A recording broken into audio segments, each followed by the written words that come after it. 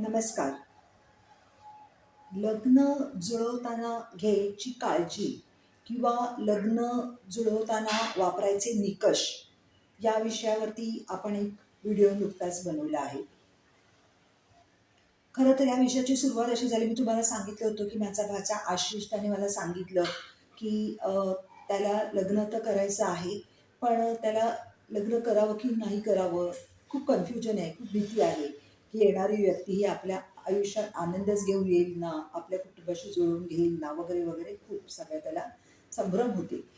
आणि मग मी तो छोटासा एक रील टाकला की मी या विषयावर व्हिडिओ बनवते म्हणून. नंतर काही प्रोसेसमध्ये होते मी व्हिडिओ बनवायच्या, काही माहिती गोळा केली, काही प्रश्न निकष म्हणून काही प्रश्न मी लिहून काढले आणि मी तो I was about to post that video on my channel. इतक्यात बँगलोरची ती आय टी प्रोफेशनलची घटना दुःखद घडली आणि मग या विषयाचं गंभीर स्वरूप माझ्या लक्षात आलं आणि मी प्रयत्न खूप करते आहे की शक्यतो हा आता व्हिडिओ बनवताना त्या गोष्टीचा रेफरन्स नाही द्यायचा. पण काही ठिकाणी मला नाईलाजास्तव का होईना पण त्या गोष्टीचा रेफरन्स द्यावा लागणार आहे. कारण विषय तसाच आहे की तो खूप जबाबदारीने हाताळायचा विषय आहे. तर जे कोणाच्या तरी बाबतीत घडून गेलं दुःखद, ते अजून कोणाच्या बाबतीत घडू नये असं आपल्याला वाटत असेल, तर आपण त्या घटनेपासून काही शिकणं गरजेचं आहे. त्यामुळे अगदी गरज असेल तिथेच मी या गोष्टीचा रेफरन्स देणार, तर तेवढं समजून घ्या. ठीक आहे. तर गेल्या व्हिडिओमध्ये मी तुम्हाला सांगितलं होतं की लग्नाची एकूणच ही जी प्रक्रिया आहे ती आपण 3 फेजमध्ये डिवाईड केली आहे. हं. पहिला फेज आहे मॅट्रिमोनियल ज्या साईट्स असतात त्या महाजनातून काही आपले जे भावी वधू किंवा भावी वर यांना शॉर्टलिस्ट करायचं. ठीक आहे. त्या महाजालातून मॅट्रिमोनीच्या काही शॉर्टलिस्ट करायचं आणि मग दुसऱ्या फेजमध्ये या शॉर्टलिस्ट केलेल्या कॅन्डिडेट्समधून एखादा फायनल करायचा. तिसऱ्या स्टेजला मी फारसं महत्त्व दिलं नव्हतं, कारण की फायनल झाल्यानंतर लग्नापर्यंतचे जे काही विधी असतात किंवा जे काही खर्च असतात किंवा मानपान असतात त्या गोष्टीवरती मी बिलकुलच जास्त भर दिला नव्हता. कारण एकदा मन जुळली की मग व्यवहार पण जुळायला माझ्या मते तेवढासा त्रास व्हायची गरज नसते. तर ही जी पहिली फेज होती त्याच्यामध्ये मी सगळे जनरल क्वेश्चन्स विचारले होते. जर पहिल्या जी फेज आहे शॉर्टलिस्ट करणं, तर त्याच्यामध्ये 19 प्रश्न होते आणि दुसरी जी फेज होती की ते शॉर्टलिस्ट केलेल्यामधनं फायनलाइज करणं, त्याच्यामध्ये 64 प्रश्न काढले होते. म्हणजे म्हणजे जर 85-84 प्रश्न आपण काढले होते आणि त्यावेळेस मी तुम्हाला सांगितलं होतं की पहिल्या फेजमधले प्रश्न जेव्हा आपण शॉर्टलिस्ट करतो ते खूप जनरल इन्फॉर्मेशनचे असतील. दुसऱ्या फेजमधले प्रश्न जेव्हा आपण एखादं फायनलाइज करतो आहे व्यक्ती, ते खूप पर्सनल असतील.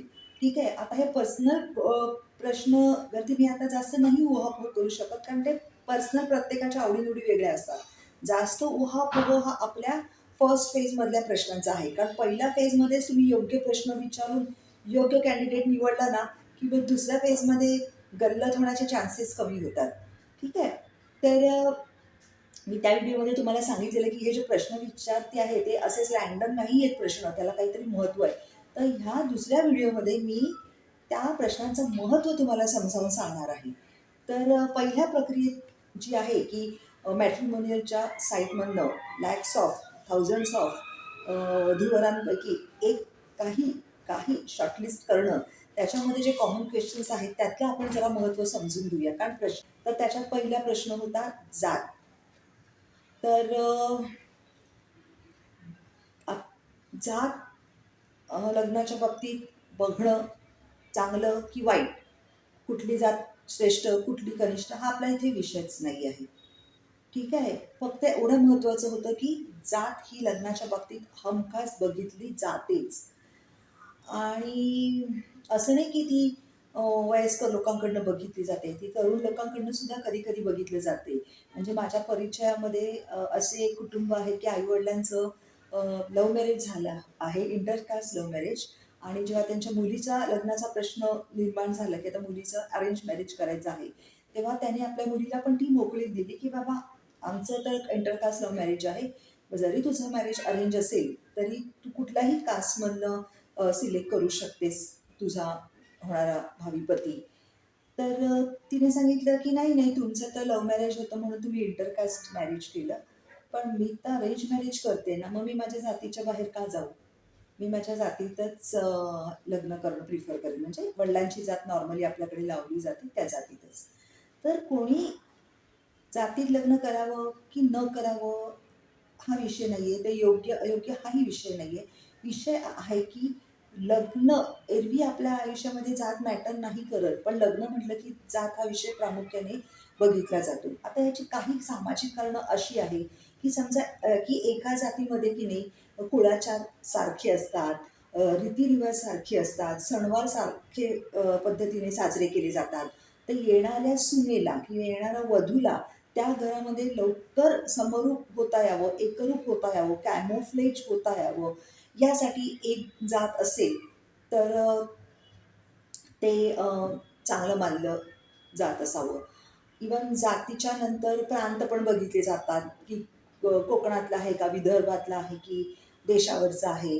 त्याचं पण कारण हेच असावं, की बघा ज्या प्रांतात, ज्या भौगोलिक परिस्थितीत जे धान्य पिकतं ना, त्या प्रकारे आपल्या आहाराच्या सवयी असतात.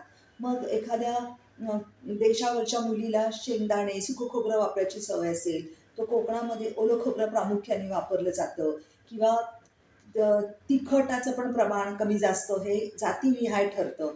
तर एकूणच आपलं राहणीमान, आपलं खाद्यसंस्कृती आणि आपलं कल्चर हे जातीवरती, प्रांतावरती बरंच अवलंबून असतं. तर येणाऱ्या सुनेला त्या घरामध्ये लवकर एकरूप होता यावं म्हणून सुद्धा जात बघितली जात असावी. दुसरं असं की पूर्वीच्या काळी बघा अशा मॅट्रिमोनियल साइट्स वगैरे किंवा विवाह मंडळं नव्हती. तर मग साधारण समाजामध्ये लग्न केली जायची. मग एकाच समाजामध्ये लग्न केलं की त्या मुलाची, मुलीची खात्रीदायक माहिती मिळू शकते. म्हणून सुद्धा एका जातीत किंवा एकाच समाजात लग्न करायची प्रथा पडली असावी. ठीक आहे. पण ह्या गोष्टीचं हे जे जात पाहण्याचे हे पॉझिटिव्ह पॉइंट्स झालेले आहे. आता निगेटिव्ह पॉइंट्स असे आहे की जेव्हा आपण जात हा एक निकष ठेवतो ना, तेव्हा आपला ऑप्शन पण लिमिटेड होतो.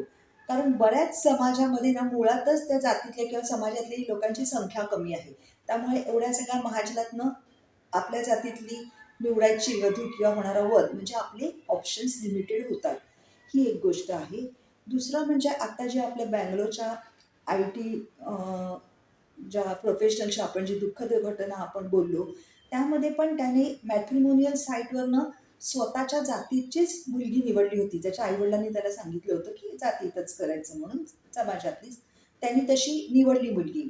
पण जो सेकंड क्रायटेरिया होता ना, की समाजातली मुलगी असली म्हणजे खात्रीदायक माहिती मिळते, तशी ती माहिती त्याला नाही मिळू शकली.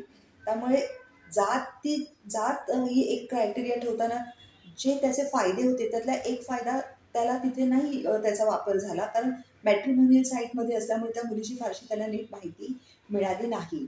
किंबहुना मला असं वाटतं, की आता ना संपूर्ण शिक्षणाचा प्रचार सर्वत्र होत चालला आहे. त्यामुळे जाती-जातीतलं अंतरसुद्धा हळू कमी होत चाललेलं आहे.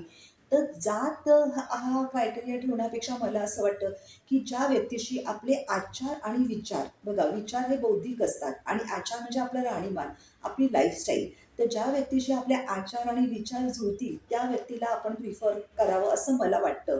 कित्येकदा काय असतं माहिती आहे, आपण जात जात करत बसतो आणि आपल्या आजूबाजूला आणि आपल्या ऑफिसमध्ये म्हणा, सोसायटीत म्हणा, असं आपल्या आजूबाजूला वावरणारी एखादी व्यक्ती, चांगल्या व्यक्तीकडे आपण दुर्लक्ष करतो कारण ती केवळ आपल्या जातीतली नाही आहे म्हणून. तर आणि जातीमध्ये जे आपण म्हणतो ना, जातीचे प्रामुख्याने 2 मी पार्ट करते. एक मांसाहार करणारे आणि दुसरे मांसाहार न करणारे असे 2 प्रमुख गट पडू शकतात. आता या बंगलोरच्या आय-टी पर्सनच्या बाबतीमध्ये तर जातीतली बघून सुद्धा ती मांसाहार करणारी होती की नाही. त्यामुळे आचारामध्ये फरक पडला. विचार तर फार लांबचीच गोष्ट आहे. त्यामुळे मला तरी असं वाटतं, की जात याचा आधुनिक काळात असा अर्थ घ्यायला हवा, की आचार आणि विचार ज्यांचे आपल्याशी जुळतात. मग आपल्या सोसायटीत राहणारी एखादी मुलगी असेल किंवा मुलगा असेल, आपल्या ऑफिसमध्ये किंवा आपल्या एखाद्या मित्राचा, कलीगचा एखादा छान मुलगा किंवा मुलगी असेल आणि त्यांच्याशी आपले आचार-विचार जुळत असतील, तर जातीचा हा निकष थोडासा सैल करायला काहीच हरकत नाही, असं माझं वैयक्तिक मत आहे. त्याच्यानंतर प्रत्येकाने ही गोष्ट स्वतःची ठरवायची असते. दुसरं पत्रिका. दुसरा महत्त्वाचा निकष आहे पत्रिका. मग हा पत्रिका बघायची म्हटलं तर त्याच्यात खूप बारकावे आहेत. म्हणजे काही लोकं म्हणतात फक्त गुणमिलन आहे, काही लोकं म्हणतात नाही गुणमिलन नाही, त्याच्यात मिलनसुद्धा बघावं लागतं. नाड आहे, गण आहे, मंगळ आहे, की अशा खूप गोष्टी असतात. आणि पत्रिका बघून केलेली लग्न 100% यशस्वी होतात असं नाही. तसंच पत्रिका न बघून केलेली लग्नसुद्धा फिसकटतात असं नाही आहे. म्हणजे हा काही थंब रूल पण नाही आहे, की पत्रिका बघून केली की लग्न टिकणारच. अजून माझ्या एका मैत्रिणीचं मी उदाहरण देते, की तिचं स्वतःचं इंटरकास्ट लव्ह मॅरेज झालं होतं आणि तिला तिच्या मुलीसाठी अरेंज मॅरेज मुलीला करायचं होतं. तर मुलीसाठी तिला वर शोधायची वेळ आली. आणि मग पत्रिका बघावी की नाही बघावी हा मोठा प्रश्न पडला. कारण तिने तर स्वतः लव्ह मॅरेज असल्यामुळे पत्रिका बघितलीच नव्हती. मग ती बिचारी सगळ्यांना विचारत सुटली, जे जे तिच्या ओळखीत आहे. का हो पत्रिका बघायची का? का हो पत्रिका नाही बघायची का? आणि त्याच्यातून तिला कुठलं समाधानकारक उत्तर मिळालं नाही. मग तिने एक प्रयोग करायचा ठरवलं. तर तिने काय केलं, स्वतःचीच पत्रिका तिने ऑनलाईन मॅच होते का बघितलं आपल्या नवऱ्याशी. वास्तविक तिचं आणि तिच्या नवऱ्याचं लग्न होऊन त्यांना आता लग्नाची मुलगी आहे लग्नाच्या वयाची. इतक्या वर्षापूर्वी त्यांचा संसार सुरू झाला होता. पण केवळ मुलीसाठी म्हणून तिने हा प्रयोग करायचा बघितला, की तिने तिच्या आणि तिच्या नवऱ्याची पत्रिका ऑनलाईन जुळवली. तर फार मिनिमम गुण जुळले त्यांच्यात आणि त्यांची तर नाडसुद्धा एक होती. पण त्यांचा संसार सुखाचा झाला होता. मग तिने ठरवलं की आपण पत्रिका बघायची. कारण मग शेवटी कुठलंही एक शास्त्र आहे ना, ते आपल्या फायद्यासाठीच असतं. पण आपण किती खोलात जावं ह्याचा पण आपण विचार करायला हवा. तर तिचा निर्णय तिने घेतला तो तिच्या अनुभवावरती बेस होता. तसा तुमचा निर्णय हा तुम्हाला घ्यायचा आहे. जर तुम्हाला पत्रिकाच बघायची असेल, तर तुम्ही पत्रिका जरूर बघा. पण मग पत्रिका केवळ एकाकडे न बघता 2 ज्योतिषाकडे पत्रिका बघा. म्हणजे आपण डॉक्टरांचं वगैरे कसं सेकंड ओपिनियन घेतो ना, तसं 2 ज्योतिषांची चांगले ज्यांना माहितगार आहे, त्यांना शास्त्राची पूर्ण माहिती आहे, अशा कुठल्याही 2 ज्योतिषांचं तुम्ही ओपिनियन घ्या. कारण का एखादा चांगला मुलगा केवळ एका ज्योतिषाचं मत घेतलं आणि त्याला नाकारलं आणि तो चांगला मुलगा किंवा चांगली मुलगी हातची गेली असं व्हायला नको. त्यामुळे पत्रिका बघायची असेल तर जरूर बघा. पण माझं मत आहे की 2 ज्योतिषांचं तुम्ही त्याच्यामध्ये ओपिनियन घ्या आणि नुसतं म्हणजे वरवर काही महत्त्वाच्या गोष्टी ना बघितल्या तरी चालतील. म्हणजे एखादी मुलगा किंवा मुलगी खूप चांगली आहे ना, तर मग पत्रिकामध्ये तुम्ही बघा की बाबा म्हणजे मंगळ नाही ना किंवा नाडीचा दोष नाही ना, असे काही मेजर दोष नाही एवढंच तुम्ही बघून आहे ना पुढे जाऊ शकतात. किती खोल जायचं हे तुमचं तुम्ही ठरवा. ठीक आहे. त्याच्यानंतर महत्त्वाचा तिसरा निकष आहे वय. साधारण आपल्या समाजात मुलगा हा मुलीपेक्षा वयाने 3 ते 4 वर्षांनी मोठा असतो. जास्तीत जास्त 5 वर्षांनी. याचं कारण की मुली उपजतच खूप मॅच्युअर्ड असतात. मुलं त्यामानाने कमी मॅच्युअर्ड असतात. ते मॅच्युरिटी लेव्हल मॅच होण्यासाठी आणि बरेचदा आपल्या समाजात असं मानलं जातं की पुरुष प्रधान आहे, की पूर्ण संसाराची जबाबदारी, कुटुंबाची जबाबदारी पुरुषावर असते. मग तो पुरुष आर्थिकदृष्ट्या जास्त स्थिर असणं किंवा स्टेबल असणं गरजेचं असतं ना. म्हणून मग तो मुलगा हे मुलीपेक्षा थोडा मोठा असला म्हणजे तो आर्थिकदृष्ट्या तिच्यापेक्षा लवकर स्टेबल होतो. पण हे पण वयाचं अंतर 3 ते 4 वर्षापेक्षा जास्त नसलेलं माझ्या मते बरोबर आहे. म्हणजे त्याच्यामुळे त्यांच्यामध्ये जनरेशन गॅप येणार नाही. त्यांची विचारांचं ऐक्य होऊ शकतं. महत्त्वाचा दुसरा निकष असा आहे की शिक्षण. अ, शिक्षण पण साधारण दोघांचं सारखं आहे असं बघितलं जातं. कारण त्याच्यामुळे मग त्याच्यामध्ये नंतर इगो क्लॅशेस होणार नाहीत. कधी-कधी मुलींना आपल्यापेक्षा शिकलेला नवरा हवा असतो. पण हे पण प्रत्येकाचं वैयक्तिक मत आहे.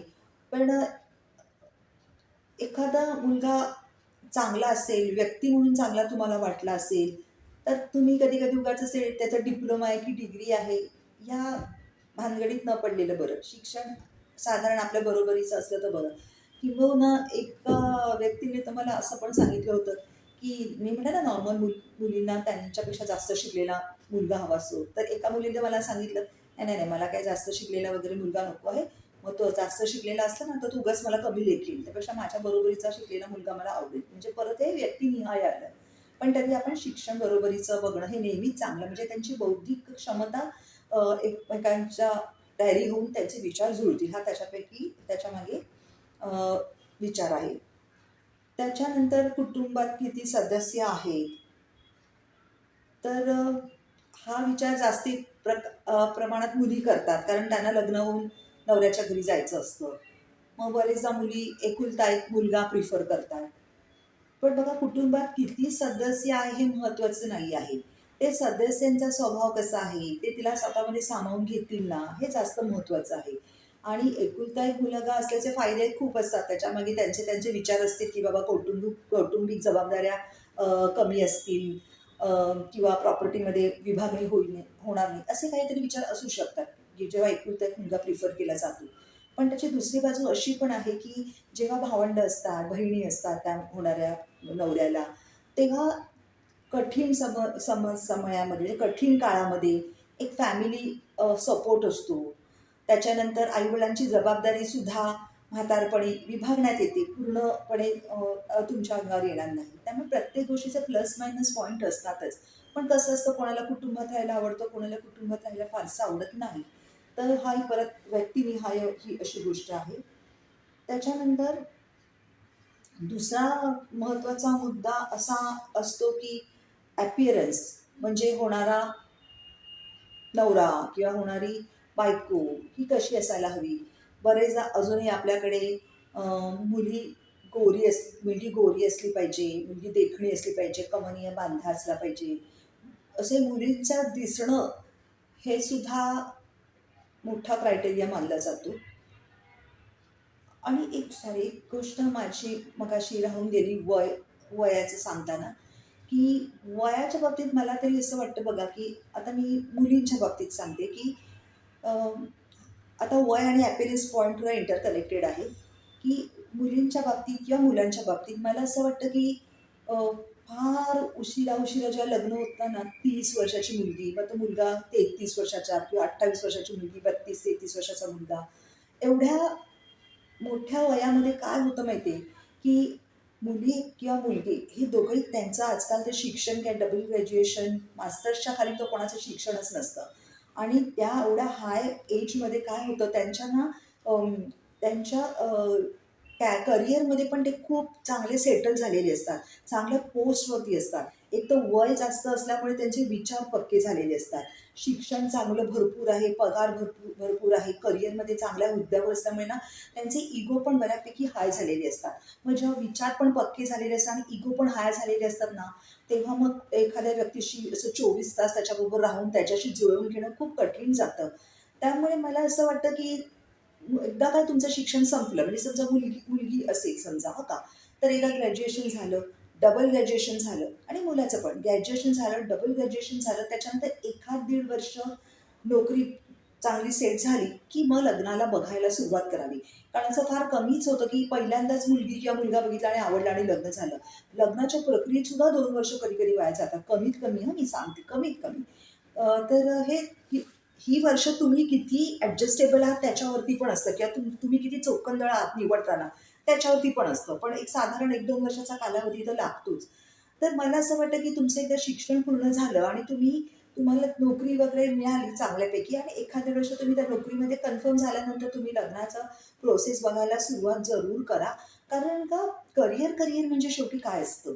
त्या माझ्या मैत्रिणीचंच मी उदाहरण सांगते, की तिने पण आपल्या मुलीचं साधारण 25व्या वर्षी लग्न लावलं, कारण तोपर्यंत तिचं ग्रॅज्युएशन झालेलं, डबल ग्रॅज्युएशन झालेलं होतं आणि ती सेट झाली होती. तिच्या नोकरी वगैरे मिळाली होती, आणि करिअर म्हणजे काय, तर अजून अजून हाय पगाराची नोकरी, अजून जरा हाय पगाराची नोकरी. ह्या गोष्टीला तर कधी अंतच नाही ना. जेवढं तुमचं वय लहान असतं ना, तेवढं तुमच्या फीलिंग्स पण टेंडर असतात. हो ना? आणि काय असतं माहिती आहे, त्यामुळे तुम्ही छान समोरच्याशी जुळवून घेतात, आणि त्या वयामध्ये ना त्या भावना असतात, त्या अशा त्या वयात त्या भावना ज्या निर्माण होतात ना, तर योग्य वेळी त्या भावनांना प्रतिसाद देणारा मनासारखा जोडीदार मिळाला ना, तर मग सगळं आयुष्यच असं सुंदर होऊन जातं. तर म्हणून वय अ, करताना क्रायटेरिया तुम्ही हा जरा विचार करा, की फार नका लग्नाचं वय लांबवत नेऊ. दुसरं, वय आणि हे अपीअरन्सचा एकत्रित एकमेकाशी निगडीत पॉइंट मी का म्हणते माहिती आहे, की जेव्हा तुम्ही वयाने लहान असतात की नाही, तेव्हा तुमच्यामध्ये सौंदर्य नैसर्गिकच असतं. बघा, कुठलीही तरुण मुलगी असते की नाही, ती सुंदरच असते, किंवा तरुण मुलगा हा सुंदरच असतो. कारण तो निसर्गाचा नियमच आहे, की तुमच्या पूर्ण लाईफ स्पॅनमध्ये तुम्ही आकर्षक दिसण्याचाच तो एक काळ असतो. तर त्यामुळे पण मला असं वाटतं की हॅपीनेसच्या दृष्टिकोनातनं पण योग्य वयात जरा लग्न केलेलं बरं. उगाच लांबवत नका नेऊ. आणि आणि जेव्हा लवकर तुम्ही बघायला सुरुवात कराल की नाही, तेवढा तुम्हाला स्पॅन पण तेवढा चांगला मिळतो ना लग्नासाठी. म्हणजे समजा तुम्ही 23व्या वर्षी बघायला सुरुवात केली, 24व्या वर्षी बघायला सुरुवात केली, तर 26व्या वर्षापर्यंत, 27व्या वर्षापर्यंत तुम्ही आकर्षकच असतात. आणि तो स्पॅन तुमचा वाढू शकतो. लग्न ठरण्याच्या प्रोसेसचा तो मधला स्पॅन वाढू शकतो. आणखीन दुसरं ह्याच्यातलं महत्त्वाचं, की मी जेव्हा माझ्या त्या जवळच्या मैत्रिणीशी बोलली लग्न ठरवण्याच्या प्रोसेसमध्ये, तर बघा बरेचदा ना पोर्टल्स असतात. म्हणजे आजकाल काय असतं माहिती आहे, तुम्ही कुठल्याही मॅट्रिमोनियलला तुम्ही नाव नोंदवलं ना, की ते तुम्हाला एक त्यांचं पोर्टल असतं. त्या पोर्टलचा पासवर्ड देतात आणि त्या पासवर्डमधनं मग तुम्ही पाहिजे तसे मुलगा किंवा मुलगी बघू शकतात. त्यांचे फोटो असतात, त्यांची माहिती असते. तर तर असा अनुभव आहे, की कमी वयाच्या मुलींना जास्त व्ह्यूज मिळतात. म्हणजे आहे एक बरोबर चूक याच्याविषयी मला काहीच नाही म्हणायचं. पण ती वस्तुस्थिती आहे, तर आपण ती स्वीकारली पाहिजे. ठीक आहे? तर नेक्स्ट जो मुद्दा आहे तो अपीअरन्स. अपीअरन्समध्ये काय येतं, जसं मी म्हटलं, की मुलगी असेल तर गोरी हवी, कमनीय हवी, देखणी हवी. मुलगा असेल तर तो मस्त असा हँडसम वगैरे असावा, असं आहे की नाही? पण काय असतं माहिती की ते गाणं आहे ना पिक्चरमधलं, "गोरे रंग पे नहीं इतना गुमान कर" वगैरे. तर ते थोडंसं खरंच आहे, की बघा कधी-कधी काय होतं माहिती की तुम्ही लग्नाला मुलगा किंवा मुलगी बघताना वर्तमान तिचं अपीअरन्स बघून तिच्याशी लग्न करणार. पण तो अपीअरन्स तसाच राहील याची काही गॅरंटी नाही. म्हणजे बरेचदा बघा, की लग्नाला सडसडीत असणारी छान मुलगी ना नंतर जाडी होते, चांगलीच जाडी होते. किंवा लग्न करताना एखादी सावळी मुलगी असेल, पण लग्नानंतर ती खरंच गोरी होते. होते, असं होतं. कारण का शेवटी तुम्हाला जर चांगला पार्टनर मिळाला, तुमची काळजी घेणारा, तुम्हाला जीवनात स्थैर्य आलं, तर ते कुठेतरी तुमच्या रूपातून ते रिफ्लेक्ट होतच असतं. तर ते पण एक आहे. त्याच्यानंतर समजा एखादा मुलगा तुम्ही छान असा अ, जिम वगैरे जाणारा असा चांगला तुम्हाला मुलगा वाटला, बांधेसूद असला, पण लग्नानंतर त्याचंही पोट सुटू शकतं. एखाद्या मुलाचे केस छान झुपकेदार असेल, पण लग्नानंतर त्याला टक्कल पडू शकतं. तर या अपीअरन्सवरती आपण किती भर द्यावा हे ज्याचं तुम्ही ठरवा तुमचं तुम्ही. फक्त बाबा म्हणतो ना जोडाचा साजेसा असला पाहिजे, हे महत्वाचं. त्याच्यानंतर बघा अपीअरन्स म्हणजे व्यक्तिमत्वामध्ये ना म्हणजे फक्त तुमचं शरीरयष्टी येत नाही. व्यक्तिमत्व म्हणजे तुम्ही बघायला तर एकूणच तुमचं उठणं कसं आहे, तुमचं बसणं कसं आहे, तुम्ही स्वतःला कसं कॅरी करता, तुमचा ड्रेसिंग सेन्स कसा आहे, तुमची हेअरस्टाईल कशी आहे, तुमची भाषा शैली कशी आहे, तुमची भाषा किती शुद्ध आहे, तुमचा आवाज कसा आहे, तुमचं व्हॉल्यूम कमी जास्त बोलताना कसं होतं, तुम्ही आपल्यापेक्षा लहान लोकांशी कसं वागतात. म्हणजे एखाद्याला तुम्ही मुलाला किंवा मुलीला भेटायला गेल्यात हॉटेलमध्ये, तुमचं साधारण हल्ली मुलं मुली हॉटेलमध्ये प्रिफर करतात भेटणं. मग वेटरशी त्यांचं वागणं कसं आहे, ठीक आहे. नंतर तुम्ही त्या टॅक्सीमधनं उतरलात आणि जर तो तो मुलगा तुमच्या अगोदर तिथे आलाय का, तो तुमच्या नंतर आला आहे, याच्यातनं तुम्हाला बऱ्याच गोष्टी. नंतर तो तुम्हाला कसं त्या पूर्ण हॉटेलिंगमध्ये तुम्ही टॅक्सीमधनं उतरल्यापासून तुम्ही ह्या हॉटेलमध्ये काही डिश ऑर्डर करायच्या संपूर्ण प्रक्रियेत तो तुम्हाला किती महत्त्व देतो, की तो तुम्हाला किती मेनूच्या चॉईसेसमध्ये प्रिफरन्सेस देतो, किंवा तो तुम्हाला बसताना खुर्ची बाजूला सरकून बसवेल ना, हे सगळे मॅनरिझम त्याच्यात आहेत ना. तर व्यक्तिमत्व म्हणजे खूप खूप असतं. त्याचं वाचन काय आहे, त्याची संगीताची आवड काय, हे सगळंच मिळून सगळं व्यक्तिमत्व होतं. पण बरेचदा मी असं बघितलंय ना, की मुलं किंवा मुलींना केवळ फोटो बघतात आणि नाकारतात. नाही, नाही, नाही, नको, नको, नको, नको, नको असं करतात. हे पण चुकीचं आहे खूप. कारण का बरेचदा काय असतं माहिती आहे, सुंदर असणं, देखणं असतं आणि फोटोजेनिक असणं या 2 वेगळ्या गोष्टी आहेत परत. ठीक आहे ना? एखादी व्यक्ती खरंच चांगली असेल, पण तिचा चेहरा फोटोजेनिक नसेल. हं, किंवा एखादी व्यक्ती दिसायला फार सुंदर आहे, फार छान आहे, फोटो पण खूप छान आहे, पण प्रत्यक्ष तुम्ही भेटल्यानंतर तुम्हाला कळेल, नाही, नाही, नाही, ही तर फार डब्बू आहे, मला नाही जमणार. किंवा एखादी व्यक्ती फोटोमध्ये नसेल चांगली, सावळी असेल किंवा जे जे आपले मानदंड आहेत, मी तर काय म्हणत नाही बाबा, की रंग कुठला चांगला वाईट. पण आपले जे सामाजिक मानदंड आहेत त्याच्यामध्ये नाही, नाही, सावळी आहे किंवा ही लठ्ठच आहे म्हणून नको असं फोटोतूनच नाकारलं जातं. पण प्रत्यक्षात जर तुम्ही त्या व्यक्तीला भेटला तर तुम्हाला कळेल, की ती खूप चांगली पार्टनर आपली होऊ शकते. कळलं की नाही? त्यामुळे कृपया माझी तुम्हाला अशी विनंती आहे, की फक्त फोटो बघून कृपया तुम्ही कोणाला नाकारू नका. कारण असं जर तुम्ही केलं ना, तर तुम्ही त्या व्यक्तीवरती अन्याय केला असं मला वाटतं. ठीक आहे? त्याच्यानंतर घराणं हा एक निकष सांगितला होता. अ, घराण्यामध्ये काय असतं माहिती आहे, घराणं म्हणजे श्रीमंती नाही, तर त्या घराण्यामधली लोकं सदाचारी आहेत ना, त्यांचं काही क्रिमिनल बॅकग्राऊंड नाही ना, हे महत्त्वाचं आहे. सोशल जे आपलं जग आहे त्याच्यात त्यांची काय प्रतिमा आहे, की हे फार महत्त्वाचं आहे. कारण का आपण म्हणतो ना, की जेव्हा लग्न करतो ना, तेव्हा ती फक्त एक वधू किंवा एक वर ह्यांचा संपर्क होत नाही. तर ते एक 2 कुटुंबांचाच मिलन असतं ना, 2 व्यक्तींचं मिलन नाही, 2 कुटुंबांचं मिलन असतं. आणि त्यामुळे ते कुटुंब पण चांगलं असणं गरजेचं आहे. श्रीमंत नाही. श्रीमंत म्हणजे चांगलं नाही, तर सदाचारी असणं गरजेचं आहे. आणि दुसरं म्हणजे अ, असं असतं, की जेव्हा ते 2 व्यक्ती, नवरा आणि बायको हे त्यांचं वैवाहिक जीवन जगत असतात ना, तेव्हा त्यांच्या त्या कुटुंबाचा पण त्यांच्यावरती खूप इम्पॅक्ट असतो. त्यामुळे कुटुंबातले लोकांचं नेचर आणि आचरण सगळं चांगलं असणं गरजेचं आहे. आता तुम्ही या बंगलोरच्या केसमध्ये बघितलत की नाही? अख्ख्या कुटुंबाने मिळून बिचारा त्या व्यक्तीला त्रास दिला. त्यामुळे कुटुंब सदाचारी असणं हे गरजेचं आहे. कुटुंबाची आर्थिक परिस्थिती पण बऱ्यापैकी असणं गरजेचं आहे. अ, नाहीतर मग कधी-कधी काय कुटुंब सदाचारी नसलं आणि त्यांची आर्थिक परिस्थिती पण नीट नसली, की मग त्या बिचारा होणाऱ्या जो मुलीचा जो नवरा आहे, त्याला मग आर्थिकदृष्ट्या पिळवटून काढलं जातं. त्यामुळे सदाचारी कुटुंब हे पण तुम्ही थोडं बघा. नंतर आहे राहण्याचं ठिकाण. राहण्याच्या ठिकाणांमध्ये ना बरेच जण मुलींच्याच अपेक्षा असतात, कारण मुलींनाच नवऱ्याकडे जाऊन राहायचं असतं, हो की नाही? तर मग त्याच्यामध्ये गावातल्या मुलींना शहरातली मुलं पसंत करतात, मुंबई किंवा पुण्याची. आणि आणि शहरातल्या मुलीसुद्धा त्यांचं पण असं असतं, की सेंट्रलवाली मुलगी म्हणते, "मला वेस्टर्नला नाही जायचं" आणि वेस्टर्नवाली मुलगी म्हणते, "मला मला सेंट्रलला नाही जायचं, सेंट्रल लाईफला." असं असतं. तर बघा शेवटी कोणी कुठे राहावं हा ज्याचा त्याचा प्रश्न आहे. पण चांगली आणि वाईट माणसं सगळीकडे असतात ना, गावात पण असतात, शहरांमध्ये पण असतात, सेंट्रल साईडला पण असतात, वेस्टर्न साईडला पण असतात. मग आपण कुठे राहण्याचं ठिकाण हे बघण्यापेक्षा व्यक्ती किती महत्त्वाची आहे ते बघणं गरजेचं नाही का? असं म्हणजे मला वाटतं.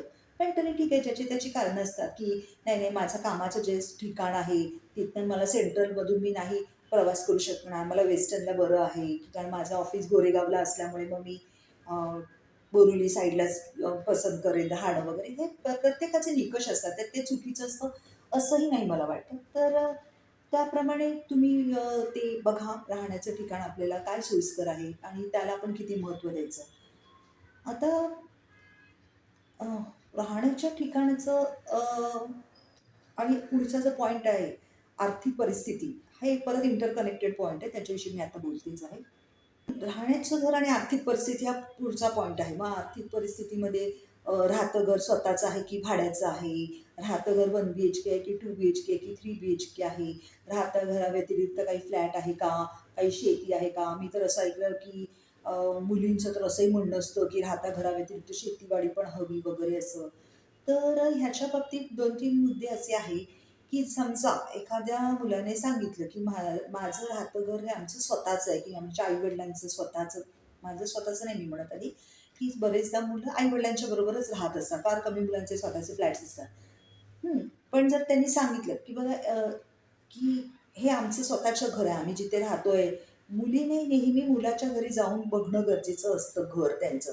मुलांनी पण मुलींच्या घरी जायचं असतं लग्नाआधी आणि त्यांचं घर बघणं गरजेचं असतं. कारण त्याच्यामुळे मग त्यांची आर्थिक परिस्थिती काय आहे, त्यांचं राहणीमान कसं आहे, घर किती नीटनेटकं आहे, आजूबाजूचा परिसर काय, या गोष्टी दोघा पार्टीजना कळू शकतात. पण मुलाच्या घरी जायचं असतं राहायला.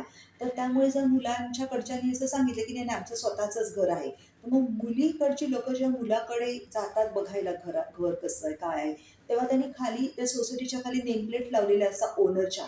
ते नेमप्लेट जरूर चेक करावी. कारण ते ते जर ओनर असतील तर त्या नेमप्लेटवरती त्याचं नाव असणार. ठीक आहे. मग तो भाड्याच्या घरात राहणाऱ्या लोकांचं लग्नच नाही का करायचं? नाही, नाही करू शकतो ना. जर तो भाड्याच्या घरात राहत असेल तर त्यांनी सांगायचं, की "बाबा नाही, नाही आम्ही इथे भाड्याच्या घरात राहतो आहोत मुंबईत. पण आमचं मूळ आहे बाबा कोल्हापूरमध्ये आहे किंवा सोलापूरमध्ये आहे. तिथे आमचं मूळ घर आहे." ठीक आहे. मग अशा वेळी मुलीकडच्या लोकांनी त्या कोल्हापूर, सोलापूर जिथे असेल, ठीक आहे. म्हणजे की कधी-कधी मुलाकडची लोकं जर भाड्याने राहत असतात, तर कधी-कधी मुलीकडची पण लोकं भाड्याने राहत असतात.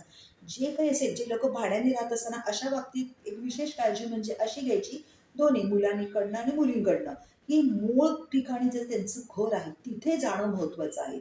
ठीक आहे. कारण जे आपण म्हणतो ना, की राहणीमान कसं आहे, आर्थिक परिस्थिती कशी आहे, नेटनेटकापणा किती आहे, आजूबाजूचा परिसर किती आहे, हेच आपल्याला समजून घ्यायचं असेल तर त्यांच्या मूळ ठिकाणी जाणं फार गरजेचं आहे. त्यामुळे रेंटल घर तर तुम्ही बघाच, पण मूळ ठिकाणी पण जाऊन बघा. आणखीन आता परत मला इच्छा नसताना पण या गोष्टीचा रेफरन्स द्यावा लागतो, की जे बंगलोरचा जो आय-टी प्रोफेशनलचं जे आपण आता बघितलं मॅटर, त्याच्यामध्ये ती मुलीकडची जी लोकं होती ना, ती भाड्याने राहत होती. कसं असतं माहिती आहे, एका ठिकाणी घर घेऊन राहणारी लोकं असतात ना, त्यांना थोडीशी समाजाची भीती पण असते. असते ना, की समाजात आपली पत काय, हे काय? सतत जी घरं भाड्याने बदलत जी लोकं असतात ना किंवा एका ठिकाणी ते भाड्याने राहिले पण कमी स्पॅन करता राहिले, त्यांची माहिती गोळा करणं सुद्धा कठीण असतं. त्यामुळे त्यांच्या मूळ घराला भेट देणं सुद्धा गरजेचं आहे. त्याच्यानंतरचा निकष आहे पगार. बरेचदा मुलींना पगार आपल्या पगारापेक्षा नवऱ्याचा पगार जास्त असावा असं वाटतं. ठीक आहे. आता एकदा आपण मान्य केलं, की अजूनही आपली थोडीशी पुरुषप्रधान संस्कृती आहे. कुटुंबाची जबाबदारी म्हणजे प्रामुख्याने पुरुषाची जबाबदारी असतं मानल्यानंतर मग हे आपण स्वीकारायला हवं, की मुलीच्यापेक्षा मुलाचा पगार जास्त असणं गरजेचं आहे. पण ते किती? मुलींनी सुद्धा स्वतःची म्हणतो ना कॅलिबर समजून घ्यायला पाहिजे. जर मुलीचा पगार 40,000 असेल, तर तुम्ही अशी अपेक्षा नाही करायला पाहिजे, की मुलाचा पगार 2,00,000 पाहिजे. जर तुझा पगार 40,000 असेल, तर त्याचा पगार 60,000 65,000 इज ओके ना. बरोबर आहे ना? आणि मी तर असं म्हणते, की पगार किती आहे मुलाचा असं बघण्यापेक्षा आज त्याच्याकडे किती शिक्षण आहे, त्याच्याकडे किती स्किल्स आहे, त्याची रिस्क टेकिंग कॅपॅसिटी किती आहे, त्याच्या भविष्याचे प्लॅन्स किती आहे, हे तुम्ही बघा ना. कारण मुलगा तुमच्यापेक्षा फक्त 3-4 वर्षांनी मोठा असल्यानंतर तो त्या आभाळाला हात पोहोचणार का ते विचारायचे? तो थोडंसंच तुमच्या पुढे असणार ना. पण हे ज्याच्यामध्ये हे सगळे गुण आहे ना, तो आयुष्यात नक्कच म्हणतात ना, लंबी रेस का घोडा असतो. मग तेवढं तर तुम्हाला बघायलाच पाहिजे ना. आणि परत हा पगार आणि आर्थिक पगार जसं राहण्याचं ठिकाण आणि आर्थिक परिस्थिती इंटरकनेक्टेड पॉइंट होते. तसंच आर्थिक परिस्थिती आणि पगार हे सुद्धा इंटरकनेक्टेड पॉइंट आहेत. म्हणजे कसं मुलींचं म्हणणं असतं, की मला मुलगा फार मोठा नको बाबा. माझ्यापेक्षा 3-4 वर्षांनी मोठा. पण त्याचा पगार मात्र माझ्यापेक्षा गलेलठ्ठ असायला पाहिजे आणि त्याचं स्वतःचं घर पण पाहिजे. आता हे कसं शक्य होईल? बिचारा मुलगा तुमच्यापेक्षा 3-4 वर्षांनीच मोठा आहे. त्याचं स्वतःचं घर कसं शक्य आहे? मुंबई, पुण्याच्या सारख्या ठिकाणी तर केवळ ते अशक्य आहे. केवळ अशक्य आहे. आणि याचा अर्थ असा नाही ना, की आज त्याच्याकडे स्वतःचं घर नाही म्हणजे भविष्यात तो घेऊच शकत नाही. तो पण भविष्यात घर घेऊच शकतो की. बरोबर आहे ना? पण मुलींना ना तेवढं पेशन्सच नसतात. त्यांना सगळं रेडीमेड हवं असतं आणि ना त्यांना हे पण नको असतं, की सगळं मुलानेच करायला पाहिजे. एरवी मात्र ते म्हणतात ना इक्वालिटीच्या गोष्टी करतील. पण लग्न जमवताना मात्र मुलगा पगार त्याचा चांगला पाहिजे, त्याच्याकडे एवढी-एवढी प्रॉपर्टी पाहिजे. अरे कशाला असं तुम्ही विचार करता? की तो मुलगा म्हणतो ना आपण होतकरू आहे ना, शिकलेला आहे ना, होतकरू आहे ना, एवढंच तर तुम्ही बघा. मी जे मगाशी सगळे सांगितले त्याच्यातले गुण ते तुम्ही बघा, की मुलगा निर्व्यसनी आहे ना, सदाचारी आहे ना, जमवून घेणारा आहे ना, त्याचं शिक्षण चांगलं आहे ना, त्याच्यामध्ये कष्ट करण्याची वृत्ती आहे ना, त्याच्या फ्युचर प्रॉस्पेक्ट चांगला आहे ना, हे तुम्ही बघा की. आणि मग तुम्ही दोघांनी मिळून एक स्वतःचं घरटं कसं निर्माण करता येईल ते बघा ना. तसं जेव्हा तुम्ही जसं आपण पक्षी एक-एक काड्या आणून घरटं बांधतो, आपलं कुटुंब तसंच तर आपल्याला संसार तसाच तर जोडायचा असतो आणि जेव्हा तो संसार जोडताना बायकोची पण पुरुषाच्या एवढीच मदत असते की नाही, तेव्हा मग त्या दोघांमध्ये खूप एकात्मता येते. एकमेकांचं त्यांच्याविषयीचं आदर आणि प्रेम सुद्धा वाढीला लागतो. तुम्ही म्हणाल, "मी इथं बसून राहिलं आणि त्याने माझ्यासाठी सगळं करावं." तर त्याच्यात काही मजा नाही. त्या संसारात खरंच मजा नाही. तुम्ही दोघांनी मिळून तो संसार काडी-काडी जमवून केला ना, तर तो नवरा पण तुम्हाला तेवढंच म्हणतो ना आदर करेल, तेवढंच प्रेम करेल. कारण ती खरी सहचारिणी असते. बरोबर आहे ना? तर ते तुम्ही मला वाटतं मुलींनी जर या गोष्टीकडे खूप लक्ष द्या. नाहीतर ह्या सगळ्या ना मटेरियल गोष्टींमधून आहे ना, एखादा चांगला मुलगा तुमच्या हातातून निघून जाईल. आणि हे सुद्धा मी एका छान तरुण मुलीकडनंच शिकली आहे. त्या तरुण मुलीनेच मला सांगितलं. म्हणजे कुठलाही व्हिडिओ बनवताना ना, मी एखाद्या तरुण मुलीशी पण बोलली आहे. नंतर एक अशा पॅरेंटशी बोलले, की त्यांनी त्यांच्या मुलीचं लग्न आत्ताच जमवले काही महिन्यापूर्वीच झालंय म्हणजे. तरच मला हे आधुनिक ट्रेंड काय कळतील ना. पण त्या मुलीने मला सांगितलं, की तिने मला असं एक छान आध्यात्मिकच सांगितलं, की ज्या मुली मटेरियल गोष्टींकडे बघून लग्न करतात ना, त्यांचं लग्न कधीही यशस्वी होत नाही. आणि मला खरंच त्या मुलीचं खूप कौतुक वाटलं, की तिच्या वयाच्या मानाने तिचे विचार किती प्रगल्भ आहेत. तर मला पण तेच वाटतं, की लग्नासारखं एक सुंदर नातं म्हणजे जुळवताना ना, मटेरियल गोष्टी तुम्ही बघा. कारण शेवटी व्यवहार हा बघावाच लागतो. पण त्याला किती महत्त्व द्यायचं?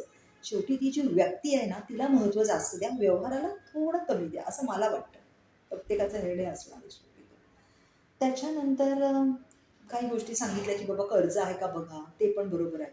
म्हणजे असं एखाद्या मुलीने सांगितलं, की बाबा तुला स्वतःचा फ्लॅट हवा, तर त्याला कर्ज पण त्या फ्लॅटवर असेल हेही तिने समजून घेणं गरजेचं आहे. बरोबर आहे ना? कर्ज असणं वाईट नाही, पण ते योग्य गोष्टीसाठी काढलेलं आहे ना आणि ते किती प्रमाणात आहे, हे पण तुम्ही बघा. नंतर मी तुम्हाला सांगितलेलं, की होणारा वधू किंवा वर हे कुठे कायदेशीर बाबतीत अडकलेले नाही आहेत ना, त्यांचे सोशल कॅरेक्टर काय आहे? म्हणजे सोशल मीडियावरचं कॅरेक्टर काय आहे? डिजिटल कॅरेक्टर म्हणतात हल्ली त्याला. तर त्याचा पण थोडासा तुम्ही विचार करा. त्याच्यानंतर नोकरी. अं, नोकरी हा मुद्दा कसा माहिती आहे, मुलांकडे तर नोकरी असायलाच हवी लग्नाच्या वेळी. ती तर म्हणजे गरजेचीच असते. कारण परत मी मगाशी म्हटलं, की अ, पुरुषप्रधान संस्कृती, पुरुषावरच कुटुंबाची जबाबदारी. त्यामुळे मुलाकडे नोकरी असणं हे गृहीतच आहे. पण मुलीकडे नोकरी असतेच असं नाही. तर बरेचदा असं पण बघितलं गेलं आहे, की काही मुली काय करतात, की मुलांची अशी अट असते ना लग्न करताना, की मुलगी नोकरी करणारी हवी. कारण आता बघा तुम्हाला मी सांगते, की मुंबई, पुण्यासारख्या शहरामध्ये ना एकाच्या पगारात काहीच होत नाही. म्हणजे घराचे हप्ते म्हणा, मुलांची शिक्षणं तर इतकी महागडी गोष्ट झालेली आहे ना, म्हणजे खूपच. त्यामुळे बरेच मुलं काय म्हणतात, की बाबा मुलीने पण नोकरी केलेली म्हणजे बरं, म्हणजे दोघं मिळून आम्ही ते संसार छान आमचा करू. मग बऱ्याच मुलींच्या बाबतीत मी असं बघितलंय, की नोकरी करताना म्हणजे लग्न करायच्या वेळी एखादी नोकरी करतात त्या, दाखवतात लग्न जुळवताना, "हो, हो, मी नोकरी करते." कारण मुळात त्यांना नोकरी करायचीच नसते. पण त्यांना हे माहिती असतं, की आपण नोकरी नाही केली तर आपलं लग्नाचं कठीण होऊन बसेल. म्हणून लग्न जुळवण्याच्या प्रक्रियेच्या काही 1 वर्ष अगोदर ते नोकरी करायला सुरुवात करतात आणि लग्न झालं रे झालं, की नोकरी सोडून देतात. हं. हा त्यांच्या स्ट्रॅटेजीचा एखादा भाग असू शकतो. म्हणजे मी काही क्लेम नाही करत, की असंच असेल. थोडंसं आपलं ऑब्झर्वेशन तुमच्याबरोबर शेअर केलं जातं. तर कधी-कधी मुलांचं पण असं म्हणणं असतं, की नाही, नाही नोकरी करणारी मुलगी नसली तरी चालेल आम्हाला किंवा काही-काही मुलांचं तसं म्हणणं असतं, की नाही आम्हाला नोकरी करणारी मुलगीच नको, तिने आपलं घरातल्या जबाबदारी नीट पार पाडावी. मी एक स्त्री म्हणून माझं स्वतःचं असं वैयक्तिक मत आहे, की प्रत्येक स्त्रीने आर्थिकदृष्ट्या स्वावलंबी असणं गरजेचं आहे. आता त्याच्यासाठी 9 ते 5 जाऊन तिने नोकरीच करणं, लांब कुठेतरी खडखडत प्रवास करणं गरजेचं आहे असं नाही. ठीक आहे. तर ती स्वतःचा एखादा व्यवसाय करू शकते. ती घरात बसून सुद्धा हल्ली बरेच व्यवसायाची साधनं आता उत्पन्न झालेली. ट्युशन्स घेऊ शकते, शेअर्समध्ये करू शकते, ऑनलाईन बिझनेस करू शकते. काहीही करा, नोकरी किंवा व्यवसाय करा. पण स्वतःच्या पायावर मुलीने उभं असणं गरजेचं आहे, मला असं वाटतं. पण आता हा जी मुलांची जी अट असते ना, की नाही, नाही आम्हाला नोकरी करणारी मुलगी नको, आम्हाला घर घर व्यवस्थित सांभाळणारी मुलगी असेल. पण मुलांना तुम्ही एक मला तुम्हाला इथे अलार्मिंग सिच्युएशन अशी सांगावीशी वाटते, की नोकरी न करणारी मुलगी घर तुमचं नीट सांभाळेल याची गॅरंटी नाही आणि नोकरी करणारी मुलगी घराकडे दुर्लक्ष करते असंही नाही. इन फॅक्ट माझं स्वतःचं असं वैयक्तिक मत आहे, की मुलांना लग्न करताना बायकोच्या पैशाची आवश्यकता असो अथवा नसो, त्यांनी नोकरी करणारी मुलगी हवी, अशी थोडीशी अट, म्हणजे ती अट ते शिथिल पण करू शकतात नंतर. बघा मी इथे म्हटलं तर हार्ड अँड फास्ट काही नसतं. समोरची पार्टी बघून तुम्हाला तुमची स्ट्रॅटेजी एकदम फ्लेक्सिबल ठेवायची असते. ठीक आहे. पण एक तुम्ही म्हणजे योग्य व्यक्ती मिळाली तर ठीक आहे, नोकरी नाही केलेली तरी चालेल वगैरे असं ठीक आहे. पण बेसिक थोडंसं तुम्ही नोकरी करणारी मुलगी हवी अशी अट ठेवा असं मला वाटतं. आता ह्याचं कारण काय मी तुम्हाला सांगते. नोकरीचा संबंध आपण नेहमी पैशाशी जोडतो. नोकरीचा संबंध पैशाशी असतो असं नाही. बघा एखादी नोकरी करणारी व्यक्ती असते. बरं का, आता आपण मुलींविषयी बोलतो तर स्त्रीच्या विषयी बोलूया. एखादी नोकरी करणारी मुलगी असते किंवा स्त्री असते. तिला घरातनं सकाळी वेळेवर निघावं लागतं. संध्याकाळी तिला घरात वेळेवर यावं लागतं. त्याच्यानंतर म्हणजे निघावं तर लागतंच. आता तिच्या वर्क अवर्सप्रमाणे ती घरी येणार. त्याच्यानंतर तिला ऑफिसमध्ये काही टार्गेट दिलेलं असतं, ती तिला वेळेत पूर्ण करावं लागतं. तिला बॉस असतो ना ऑफिसमध्ये, त्याचा त्रास पण कधी-कधी बॉसिंग सहन करावं लागतं. कलीग्सचं घाणेरडं पॉलिटिक्स सहन करावं लागतं. पण ह्या सगळ्यामधून कुठेतरी ना ती प्रगल्भ होत असते. ती प्रगल्भ होत असते. जी बाई स्वतः कष्ट करून पैसा मिळवते ना, तिला त्या पैशाची व्हॅल्यू पण असते. ती वेळेचं नियोजन पण तिला करता येतं. कारण तिला ते सगळं वेळेतच पार पाडायचं असतं. त्याच्यानंतर हे जे आजूबाजूच्या लोकांचं कधी कधी घाणेरडं पॉलिटिक्स असतं, कॉर्पोरेट पॉलिटिक्स असतं, ह्या सगळ्या गोष्टी ती स्वतःला विथस्टँड करू शकते. म्हणजे तिला स्वतःला तेवढं इमोशनल बॅलन्सिंग ती करू शकते. आणि ह्याच्यासाठी म्हणून तुम्ही काही काळ तरी जिने नोकरी केलेली आहे, 3-1 वर्ष लग्नाच्या, 2-1 वर्ष कंटिन्युअस नोकरी केलेली आहे, अशा मुलीला प्रिफर करा असं मला वाटतं. आणि कारण का माहिती हल्ली ना, हल्ली काय माहिती हल्ली लग्न तुटण्याची बरीचशी कारणं आहे ना, ही सायकॉलॉजिकल इश्यूजमुळे पण लग्न तुटतात असं माझ्या निदर्शनास आलेलं आहे. तर हे सगळे प्रेशर जी विथस्टँड करू शकते ना, अशा व्यक्तीशी लग्न केलं म्हणजे मला वाटतं सायकॉलॉजिकल इश्यूज नंतर नाही येणार. आणि मुलीने पण किंवा मुलांनी पण लग्न करताना तो मुलगा त्याच्या करिअरची जेव्हा त्यांनी सुरुवात केली तेव्हापासून त्यांनी कुठे कुठे जॉब्स केले, ते प्रत्येक जॉब त्यांनी किती किती वर्ष केली हे सुद्धा बघा. हां, ते जॉब्स त्याने चांगल्या फ्युचर प्रॉस्पेक्ट्स करता बदलले असतील, की बाबा मला कुठेतरी चांगलं माझ्या आहे त्या पदापेक्षा मोठं पद मिळालं किंवा आहे त्या पगारापेक्षा चांगला पगार मिळाला म्हणून त्याने जॉब बदलले असेल तर ठीक आहे. पण अगदी वर्षाच्या कालांतराने काहीही प्रोग्रेस इम्प्रूव्हमेंट नसताना जर त्यांनी जॉब बदलले असतील तर त्याचा अर्थ त्याचा थोडासा काही बिहेवियर इश्यू तर नाही ना, आजूबाजूच्या लोकांशी त्याला वातावरणाशी जुळून घेण्याचा तर काही त्याचा इश्यू नाही ना, हे कुठेतरी रिफ्लेक्ट होतं. हे कुठेतरी रिफ्लेक्ट होतं. म्हणजे ते 100% होतंच असं नाही. पण आता काय माहिती आपण सगळं अंधारातच चाच पडणार आहोत ना. आपल्याला तर माहीतच नाही समोरची व्यक्ती कशी आहे. आपण एक-एक गोष्टीवरून म्हणतो ना, काय म्हणतात ते शीतावरून भाताची परीक्षा. तसं एक-एक गोष्टीवरून आपण अंदाज घेत चाललोय. प्रत्यक्षात लग्न झाल्यानंतर 24 तास जेव्हा आपण एखाद्या व्यक्तीबरोबर राहू ना, तेव्हाच त्याचा खरा स्वभाव आपल्याला कळतो. पण ते तर आपण लिव्हिंगमध्ये तर आपल्याला आता जायचं नाहीच आहे. म्हणजे आपल्याला प्रॉपर बघूनच लग्न करायचंय. तर मग अशा छोट्या-छोट्या गोष्टींवरूनच आपल्याला त्या व्यक्तीचा अंदाज येतो. बरोबर आहे ना? त्याच्यानंतर नंतरचा मुद्दा असा आहे, की हे जे फर्स्ट फेजमधले जे 19 प्रश्न होते ना, त्यातले काही महत्त्वाचे प्रश्न मी आत्ता त्याचं ते प्रश्न का काढले, त्याच्यापैकी का महत्त्व आहे, त्याचं लॉजिक काय हे तुम्हाला सांगितलं. सेकंड जे फेजमधले प्रश्न होते ना, ते खूप पर्सनल प्रश्न होते. जवळ 50 प्रश्न ते होते. तर ते प्रश्न मी आहे ना, असं जनरल डिस्कस नाही करू शकत. कारण ते प्रत्येकाचा इश्यू आहे. प्रत्येकाची लायकिंग आहे. एखाद्या मुलीला टॅटू असणारा मुलगा खूप ट्रेंडी वाटेल, हो ना? तर एखाद्या मुलीला दाढी असलेला मुलगा खूप ट्रेंडी वाटेल. एखाद्या मुलीला नाही आवडणार ते. नंतर एखाद्या व्यक्तीला तरी पण त्यातले काही मुद्दे मी थोडेसे हाताळले आहेत, थोडेसे. कारण तो शेवटी फार पर्सनल गोष्टी असतात. त्या ज्याच्या त्याच्याच त्यांनी ठरवायच्या, की आपण किती निगोशिएट होऊ शकतो या बाबतीत किंवा नाही. तर छंदाच्या फक्त थोडेसे मी वरवर काही चर्चेला घेतले आहेत ते मुद्दे. छंद. आता छंदाच्या बाबतीत म्हणाल तर एखाद्या होणाऱ्या म्हणजे मुलाला किंवा होणाऱ्या नवऱ्याला पक्षी निरीक्षणाचा छंद असेल. आता पक्षी निरीक्षण करायचं म्हणजे आता समजा दोघं नवरा-बायको कुठेतरी फिरायला बाहेरगावी छान गेलेले आहेत, छान हॉटेलमध्ये पंचतारांकित राहिलेले आहे, मस्त गुबगुबीत गाद्या आहेत, छान आहे एकदम सगळं लॅविश आहे आणि त्याला पक्षी निरीक्षणाचा छंद आहे. म्हणजे तो पहाटे उठून जाणार पक्षी निरीक्षण करायला. त्या मुलीला पक्षी निरीक्षणामध्ये काडीची आवड नाहीये.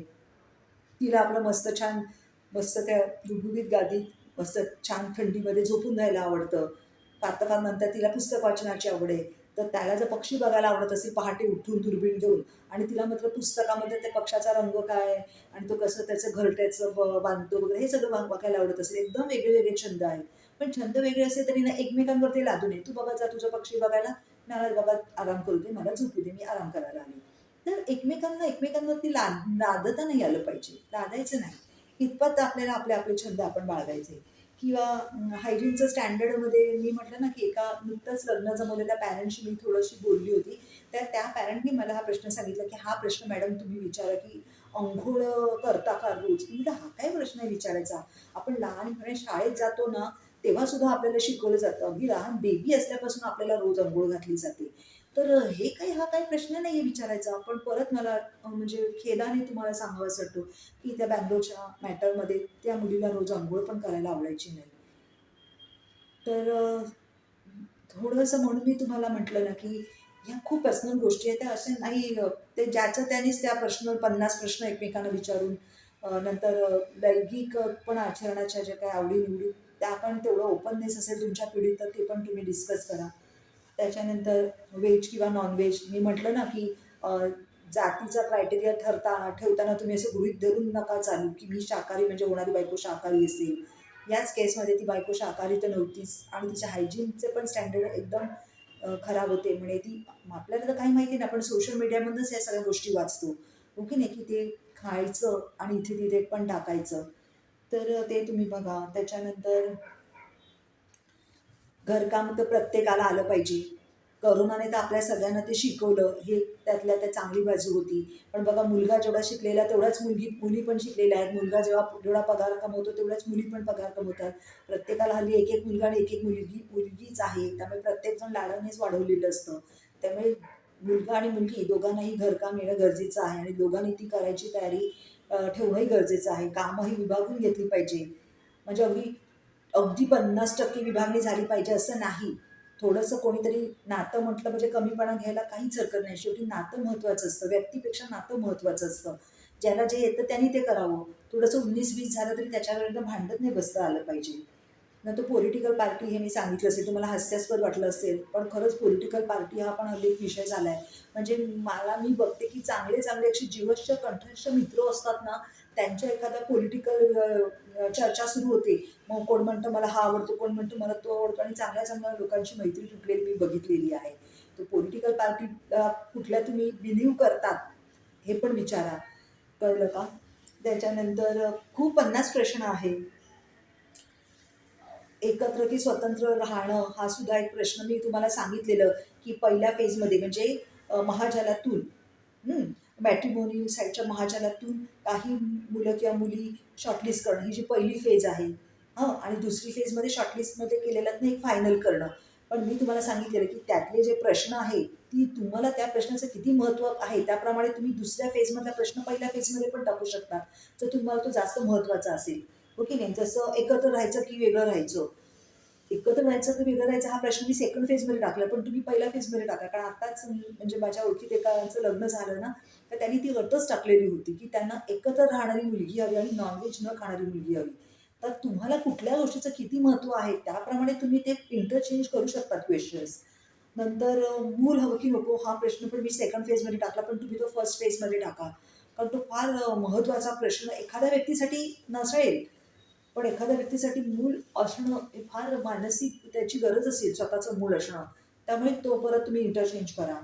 नंतर शिवीगाळ करणं हा प्रश्न हा काय प्रश्न नाही का तुम्हाला असं वाटेल? नाही, नाही. शिवीगाळ करणारी मुलगी परत तुम्ही इंटरचेंज करू शकता फर्स्ट किंवा सेकंड फेजमध्ये. कारण एखाद्याला ना शिव्या देणं म्हणजे खूप फॅशनेबल किंवा ट्रेंडी वाटत असेल.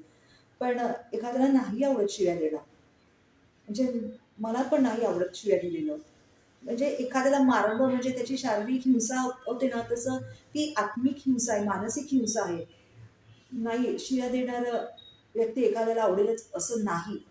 त्यामुळे शिव्या द्यायची सवय आहे की नाही हे तुम्ही विचारा. आणि सगळ्यात महत्त्वाचा प्रश्न म्हणजे अँगर मॅनेजमेंट.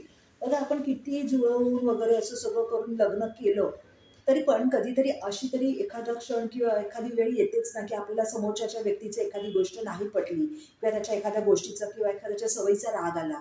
मग ते राग आल्यानंतर तुम्ही कसं व्यक्त होतात? असं म्हटलं ना, की एरवी सगळीच माणसं छान वागतात, एकदम सॉफिस्टिकेटेड, सुसंस्कृत वागतात. पण जेव्हा एखाद्या व्यक्तीला राग येतो, तो राग आल्यानंतर त्याचा तो राग प्रकटीकरण कसं करतो त्याच्यावरून त्याचे संस्कार कळतात. मग एखाद्याला राग येऊ शकतो, असं नाही होणार ना, की कधीच राग नाही आला. 24 तास जेव्हा आपण एकत्र राहतो, तर आपण नुसतं 2 व्यक्ती असतो का? नवरा-बायको नाही. इतर लोकांचे पण किती इंटरफिअरन्स असतात या नात्यामध्ये.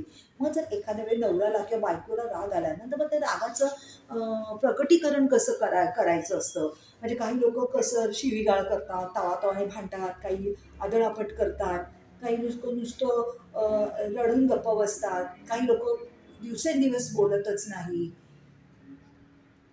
तर ह्याच्यापैकी कुठल्या रागाच्या व्यक्त करण्याच्या पद्धतीला आपण मिसमॅच होतो किंवा मॅच करू शकतो, हे पण तुम्ही बघा. म्हणजे राग हा येणं चांगली गोष्ट आहे.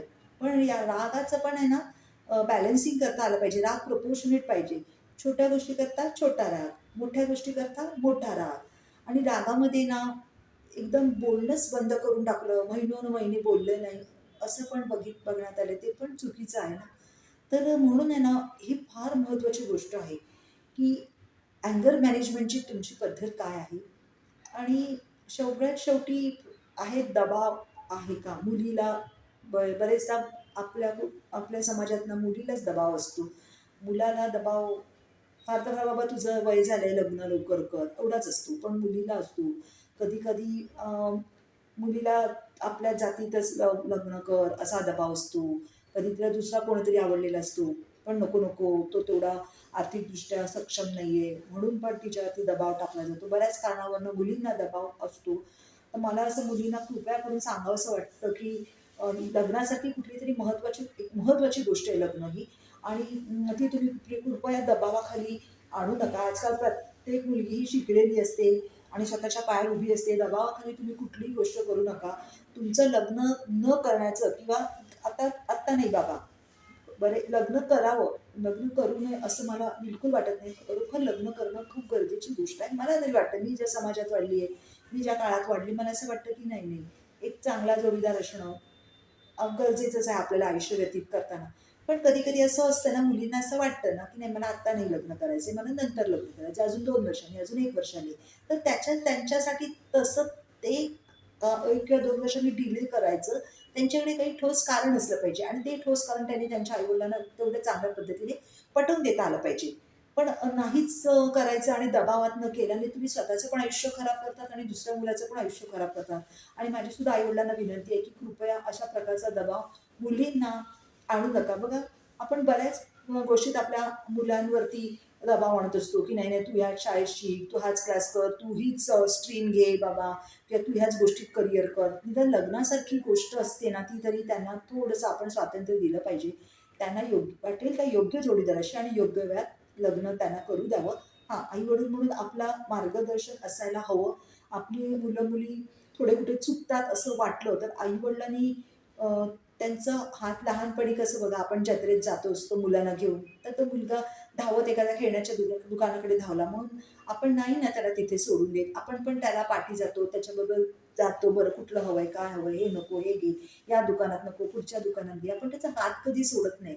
मग मोठं झाल्यावर तरी आपण का त्यांचा हात सोडायचा? तर हात धरा त्यांचा, फक्त तो इतका दाबून धरू नका की त्या मुलाची कुठेतरी कोंडी होईल. कृपया करून लग्नासारख्या या गोष्टीवरती पण आपण एक वेगळा व्हिडिओ बनवूच.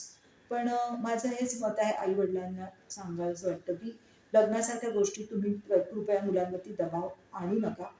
तर आता या विषयावरती आपण 2 व्हिडिओ बनवले आहेत. पहिला व्हिडिओ निकष, दुसरा व्हिडिओ ते निकष आपण का ठेवले, उगाचच नाही ठेवले, त्याच्या पाठी काही लॉजिक आहे का, का महत्त्व काय त्याचे, हे सांगणारा हा दुसरा व्हिडिओ बनवला. म्हणजे आपण एकूण या गोष्टीचं एक ब्लूप्रिंट तयार केलं. लग्न या गोष्टीचं आपण एक प्रक्रियेचं ब्लूप्रिंट तयार केलं. पण त्या ब्लूप्रिंटवरती आपण काय कसं काय इम्प्लिमेंट करायचं, जो आपण आराखडा तयार केला आहे त्याच्यावरती आपण कसं काय वागायचं, ह्याविषयीचा व्हिडिओ आता मी पुढचा घेऊन येईल. त्या पुढच्या व्हिडिओमध्ये लग्नाची एकूण वर्क प्रक्रिया कशी असेल, म्हणजे प्रोसेस फ्लो लग्नाचा कसा असेल, लग्न करताना काय कागदपत्र गोळा करायची, कुठल्या कुठल्या ठिकाणांना भेट द्यायचं, मुलगा फिक्स किंवा मुलगी फिक्स करायच्या अगोदर, आणि काय कायदेशीर बाबींची पूर्तता करायची, याविषयीचा व्हिडिओ नंतर करू. थँक्यू.